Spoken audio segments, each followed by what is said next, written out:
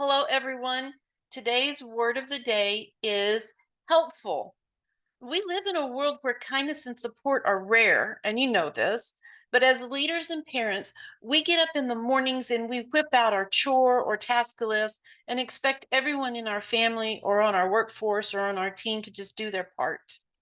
But let's pause for just a second and let's examine how a helpful attitude can change the environment and, more importantly, drastically increase our influence on those around us. Remember, leadership is influence, nothing more, nothing less. At its core, being helpful is more than just a gesture.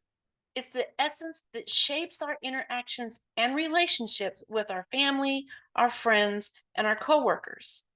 It's not common for a leader to extend a hand, offer support, or make a positive impact when they're wrapped up in accomplishing the task.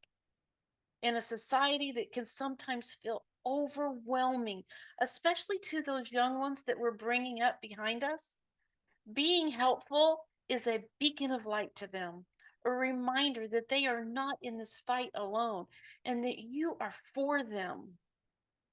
A helping hand communicates value. Where can helpfulness show up in our leadership roles, though? It's in the small acts of kindness, the willingness to lend a hand, and a genuine desire to improve someone else's day.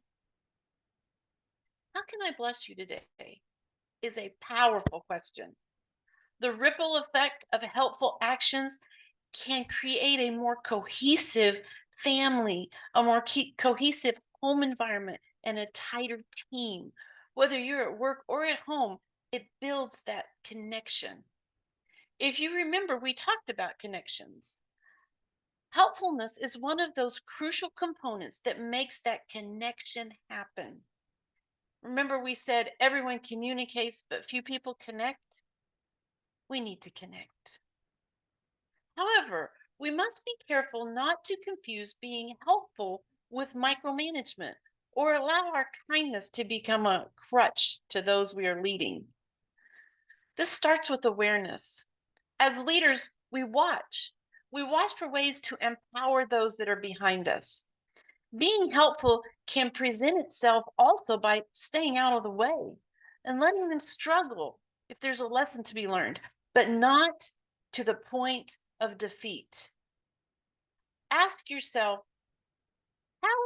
how is my helping hands or kind word going to affect the situation? Generally, it will have a positive effect, but we need to be conscious, careful, and aware. Being helpful is proactively seeking ways to contribute to growth and a positive outcome of those we are responsible for while exemplifying value through our actions. Leaders often think that showing kindness or being helpful weakens their leadership position or their position of authority.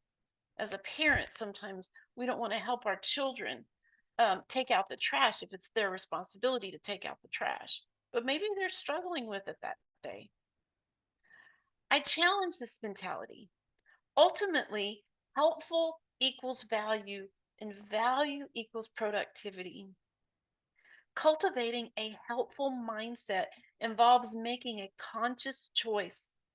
It's about fostering empathy, actively looking for ways to contribute without micromanaging, understanding that even the most minor acts of kindness can create a connection and increase influence.